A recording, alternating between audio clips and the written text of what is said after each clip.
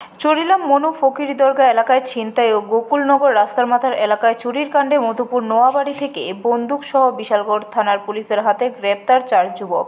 শুক্রবার গভীর রাতে অভিযান চালিয়ে বিশালগড় থানার পুলিশ বন্দুকসহ 4 জন যুবককে গ্রেপ্তার করে। অভিযুক্তদের আজ পুলিশ রিমান্ড চেয়ে আদালতে সোপর্দ করবে পুলিশ। এই দুইটি ঘটনায় সর্বমোট 6 জন অভিযুক্তকে গ্রেপ্তার করে পুলিশ। এই সম্পূর্ণ গ্যাংকে সম্পূর্ণ চালাকি দক্ষতার সহিত জালে তুলতে সফল হয়েছে বিশালগড় থানার OC Sanjit Sen, second OC Kapil Pal সহ পুলিশ ও টিএসআর জওয়ান।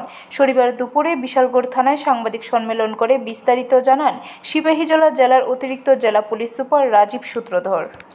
তো গতকাল রাত্রে এই দুটা ঘটনা যে মূল মাস্টারমাইন্ড সাগর বর্ধন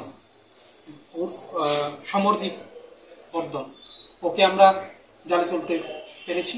ওর সাথে সাথে কালকে রাত্রে আমরা ওর আরো যারা এসোসিয়েট আছে এরকম 4 জনকে আমরা, যারা আপনারা দেখতে পেয়েছেন, টোটাল 4 জনকে আমরা অ্যারেস্ট। ব্যুরো রিপোর্ট, খবর ত্রিপুরা।